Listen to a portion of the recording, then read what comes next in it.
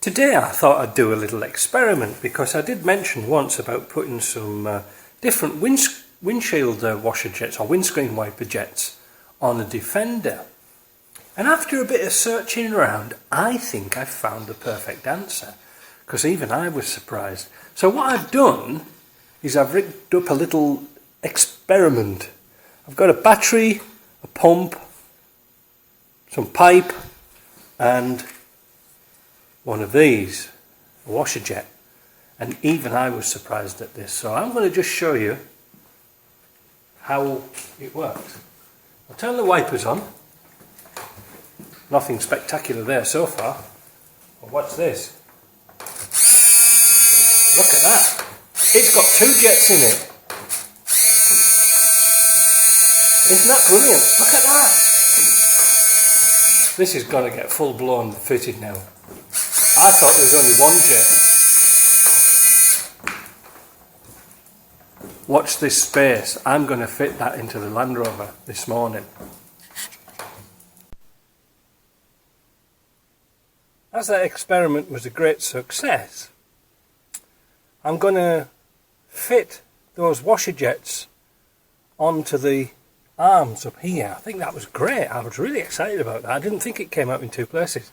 So I want to take the top dash out, and to do that is a bit of a pain because I want to pass the jets through the old hole, not the jets but the pipes through the old holes of the wiper arms when they used to be right hand drive, which is a great thing. And I also have a temperature sensor for the outside, which I'm going to put in the place of the existing washer jet. So I think this is going to work really well. So I'm step by step I'm going to take all this dash out. Don't really want to take it out, but well, it's a big job. So the first thing I'm going to do is straighten up the steering wheel and take the wheel off. You may be wondering why I want to take the steering wheel off. It's just to give me just to move this binnacle a little bit further forward without fighting, and it's only a 7/8 nut. And if you grab the steering wheel with both hands and just wiggle it, especially on this type, the soft steering wheel, they come off really easy. With the old hardened plastic steering wheel, you need a little puller.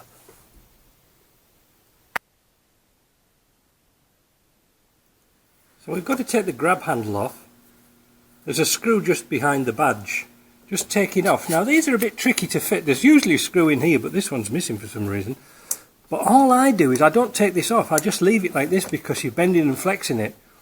I take the top screws out and then move this dash this way. To take this end cover off, there's a screw on the top, screw on the side, and a screw down here. Now mine's slightly modified because I've only got one cable in there, so it comes off really nice. The next step is to undo these screws up here. There's 3 big ones and 4 small ones holding the vent on, and then we're just about done. But I'm going to show you the tool that I take him off with.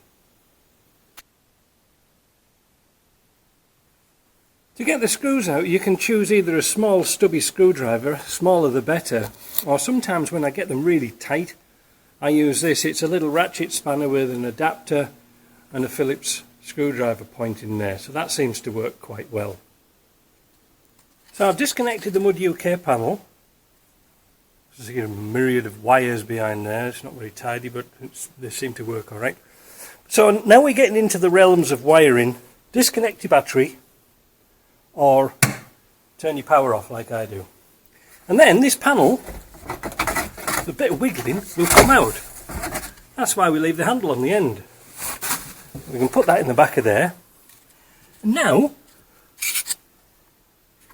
we can get to our pipe very easily. So the next stage is to wait for the girl to come with a piece of 3/16 rubber pipe. Shouldn't be long.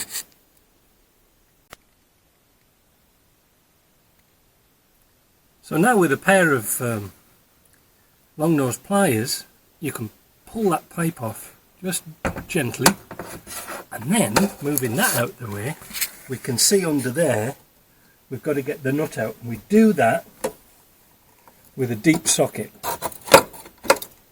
like that.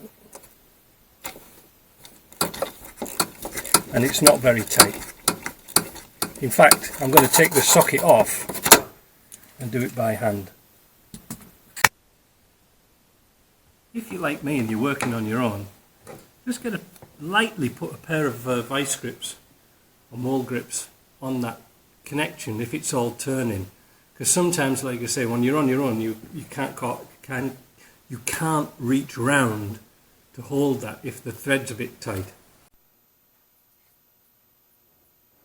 So I just had delivery of my hose, and it turns out it's 4mm, not 5mm, but well, it fits. It's tight, but it fits, and it's not going to come off because I wanted black rubber hose. I didn't want vinyl. So what I'm going to do next is I've taken out the little grommet, or the little bung that goes in here, and I've got some grommets in my grommet box here, and that's 10.59mm. So what I'm going to do is, but that's a perfect size for the exterior of this pipe. So I'm just going to get the die grinder and just open that up about 1mm, because that's all it needs. Or drill it out, and then that's going to fit perfectly. So I really didn't have to go very big at all, a couple of thousandths of an inch, but you don't want this too tight. Now what I was going to say was, now is an ideal time to squirt some wax in the top of this channel to stop any corrosion. This is a brilliant time to do it. Just one of those preventative things, that's all. So the next thing, I'm going to pass the rubber tube through to make sure that the pipe is going to go through the bulkhead, because this is double-sided. I'm going to put some soapy water on here and inside there, and like I said before, it's a good idea now to put some wax oil inside this panel. And the reason why I'm putting a drill bit in, like I said, because it's 2 thicknesses of steel.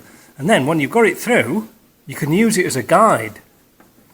You see what I mean? And then just put your pipe through, and there she'll go through that hole. You will find that your guide drill has come out behind the vent.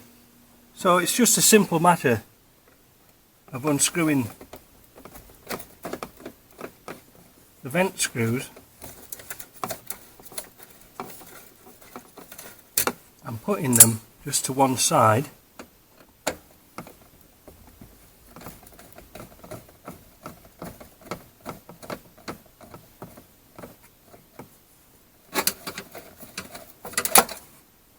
There you go. And then just pull that just to one side a little bit, and then you can get the drill out. You can see what I mean? There it is. So now we're going to push that through.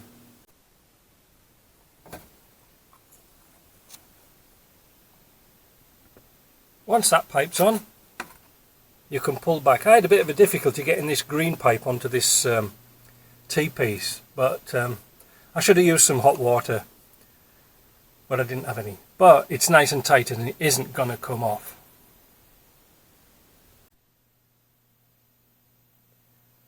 Next thing is to pull the pipe back and just measure it just a little bit longer than what you want to be. I'm going to fasten this up a bit, but I think that's a nice little loop there. So we'll get some hose cutters, cut it off nice and square, and then we can do the other side. So what I've done is I've fitted the pipe to the jet. Let me see. These are quite fragile, so you better be careful with them, because if they break the hinge, that's it. So they go on that way so that there's a hole at the end of here and there's a hole at the end of there. Now I've put one wrap of tape round here just to soften it, and also because these are just a tiny bit loose on their own. So there's the wipers installed. Unfortunately, you've got a bit of excess hose. You could actually, if you wanted to, drill the holes down here and make it a bit tighter, but they look cool. They look, well, I suppose look cool. I did mention on one of these I put some tape around the end. Actually, if you put some tie wraps and some cable ties, that's pretty tight, that one's a bit loose, to hold the pipe on, You don't need any tape. They'll fit on beautifully. Let's go and have a look at this end. There is a little ball jet at the end here that can be turned ever so slightly. So if you, on this side of the screen especially, if you're pushing water through, it can shoot out the end. But I'm going to set up the camera on the stand. We're going to show you what it looks like.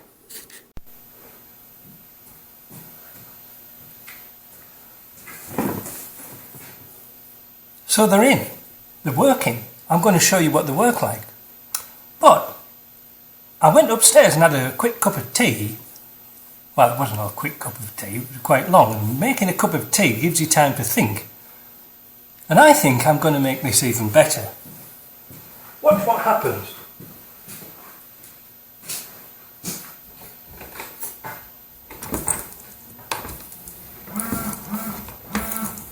The jet is actually excellent. No complaints there. Plus you're going to use a lot of screen wash, but that's not the problem, it's only cheap. But I was thinking about these pipes, and I'm thinking about doing something radical. Putting the bung back in here and putting the pipes here. I don't know if you could see what I was talking about there. Let's do that again. So I'm thinking about putting the bungs back in here and moving the pipes and putting the actual rubber pipe here, which gets rid of all this. And the simple reason, it's alright in summer, but what's it going to be like in winter? That's my problem. So what I've decided is this. The wheel box for the wiper is 3 inches wide. So if I come out from the side here around about 2 inches of 50 millimeters, if I drill that through there, watch what happens. That is a lot neater. Look at that. In fact, I can come shorten that pipe. That is a lot better. Look how neat that looks. So that's what I'm going to do. So here's what I did, and I made a mistake. You see, originally I was going to put the hole here, but I drilling away there, and the first hole went brilliantly, and I wondered what was going wrong. And I realised I was drilling through the bracket that held on the steering wheel support. So I've had to come this way a bit. So when you do it, if you ever do it this way, then just be careful of what's behind it. Just because you see, what I did was I measured this was 3.5 off the other side, completely forgot about the bracket. So all I've done is just put a bung in it. That's all you can do. I don't really care all that much. So let's see what this is like for stroke. Just want to put some soapy water on the screen, and as you can see, that looks a lot neater than that side.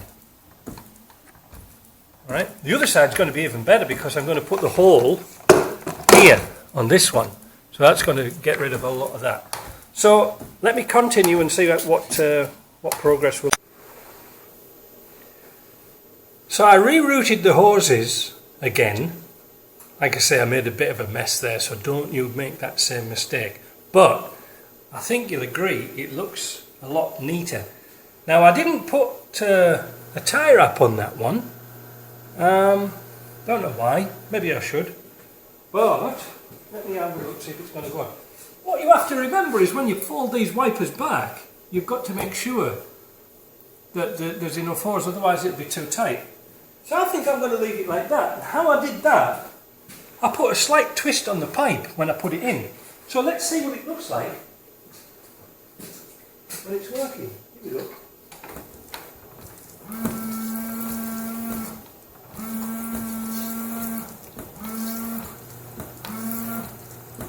Looking good.